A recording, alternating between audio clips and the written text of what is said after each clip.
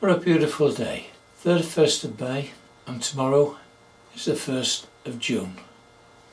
Spring is officially ended and summer begins. Just got back from an early start on the allotment from giving my strawberry patch its first 7-day feeding programme, and that's because the fruits are now starting to form.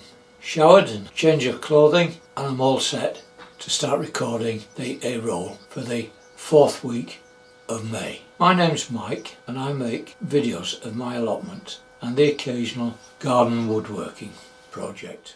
I suppose the making of the rat-proof polyvents are a garden woodworking project, and rather than make them at home in the shed, I'm now making them on the plot, turning what was a joinery project into a carpentry function.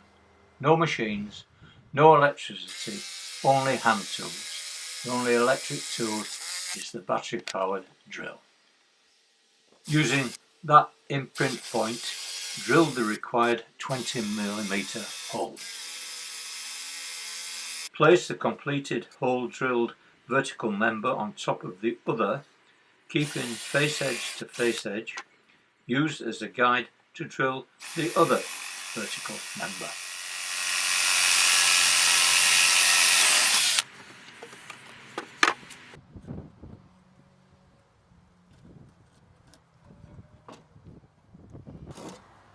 Square round the cut-off point made at the base, and using the handsaw cut off the waste end. Now for using the handsaw, cut the shaped top. I find this is the most difficult, as memory imprint, in my mind, is to make a square and straight cut. But it is possible, taking more than one cut, probably 2 or 3. If your chisel has been freshly sharpened, it can be further shaped smooth. Not important, though it is surprising, with perseverance, an adequate finish can be achieved with a strong sandpaper, but use a block. This is a variation. Because of the high winds last week, there was movement in the timber structure, so I have added fixing bolts to keep the frame in position. The pre-drilled hole in the timber acts as a guide. My left hand is pressing against the covering, forming a gap, so the drill does not puncture the covering, but still allowing me to pressurise with the drill. Before drilling the vertical post, it was aligned with the edge of the rectangular hole of the vent. With the post secure, the horizontal positions can be marked for the housing joint, which is now to be made. I would make this mark using a marking gauge, but a bent forefinger and thumb can do it instead. Using the handsaw, a series of cuts are made in the hatched area. Just the extremities need to be square and follow the line, but it is good practice to obtain muscle memory. Cutting square without thinking does come with practice. A freshly sharpened chisel does make light work of removing the waste, but hammer blows will do the same job. Not as neatly, but it will work, and this is not a Chippendale cabinet we are making. With the vertical members refixed in position, horizontal timbers can be marked, squared round, and using a handsaw, waste timber removed. The joints can then be nailed at their ends or could even be screwed, and we now have a secure timber frame to staple to it the polytunnel fabric before the external frame with wire mesh is fixed.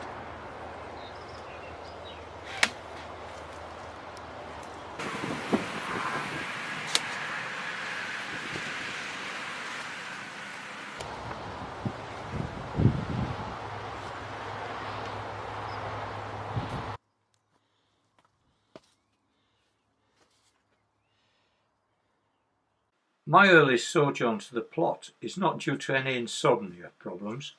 There are a number of reasons. First, it is better to give a liquid feed in the morning.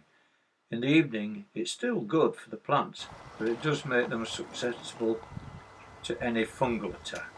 Also, in the expectant hot weather, early mornings are more comfortable than working like a mad Englishman in the noonday sun. With the strawberry feeding programme in full swing and its acceleration due to the setting of the fruits, the tub requires filling more often, and I hit upon an idea.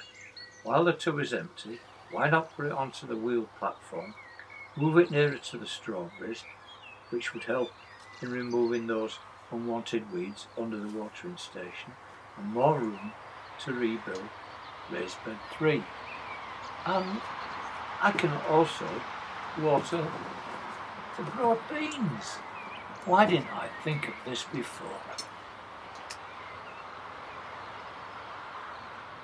Again, while talking about the broad beans, which you can observe are doing well, remember my remark in February on their ability to catch up? Well, these are now as high as those of the farmer's crop in the next field, and he sowed his last year in November. The question is still, my sowing regime, will it give me successive cropping? The jury is still out, but I can comment about my raised protective frame, which gave me adequate protection during that fierce storm that blew at us last week. After inspection, I decided to lift it further up the posts. Rhubarb also is not looking bad, but what's this? More bindweed?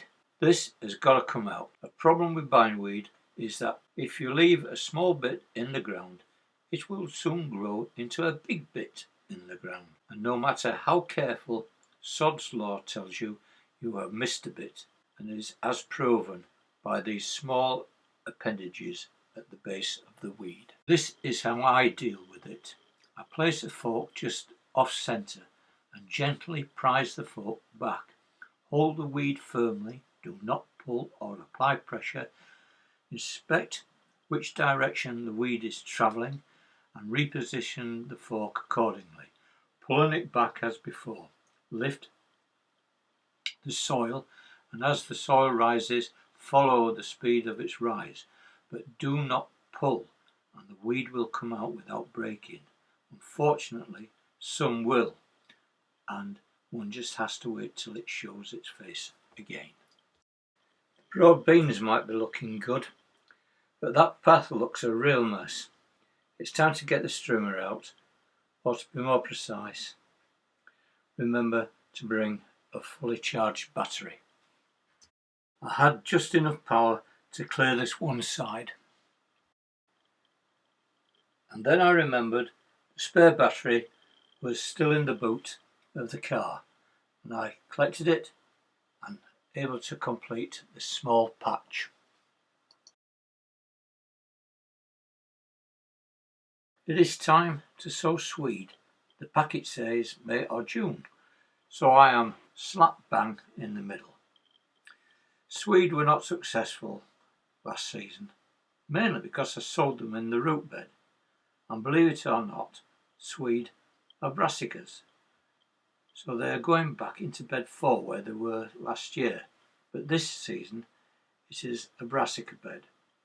Now here's the thing, the first planting out of brassicas this year is in bed 11, and they're not doing as well as though these in bed 4. Why? These brassicas are the second sowing. The first planted brassicas were a garden centre purchase.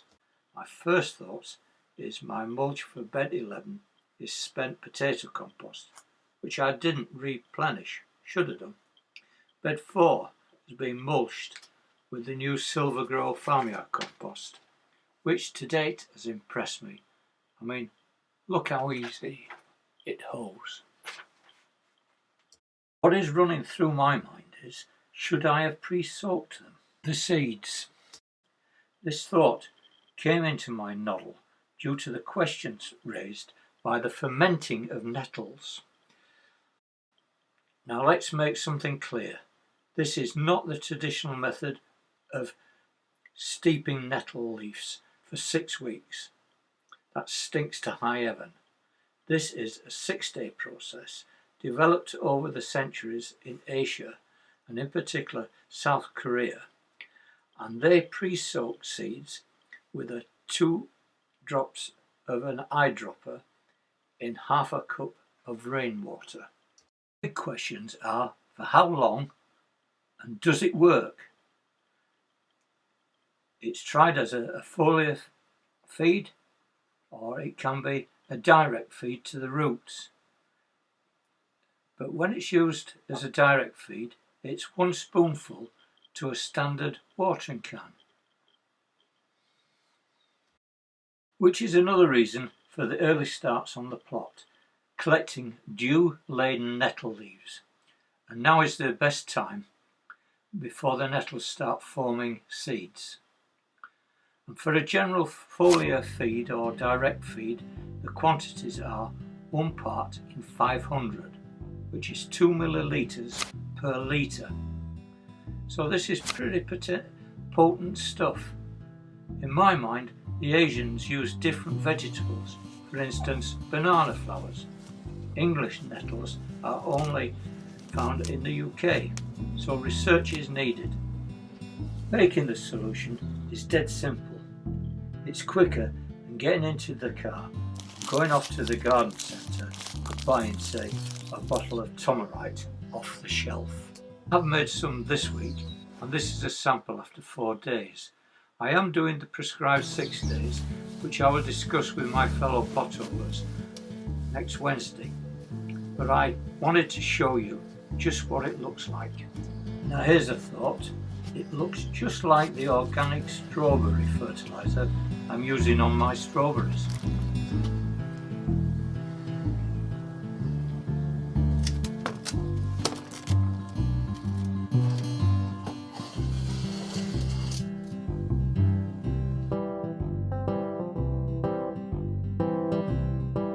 Another thing, I measured 20 millilitres of water into the cap of the strawberry fertiliser, and it's just a tad less than a full cap, so I could put my fertiliser into an empty bottle and still use the cap as a measure, only using 1 capful rather than 2.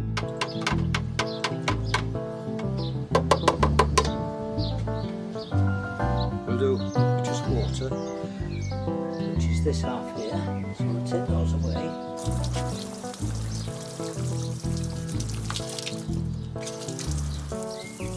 While we're at it, we'll leave these. Okay.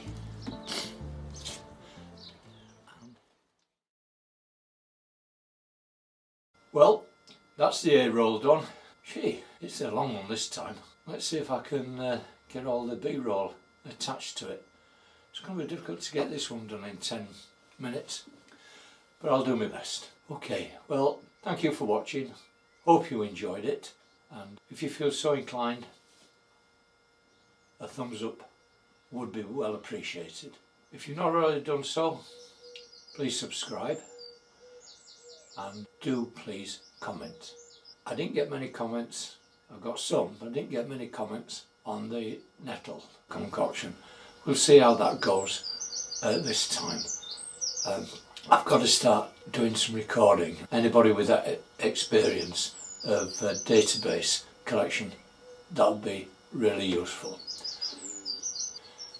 And if you want to get notification of further uploads, press that bell icon.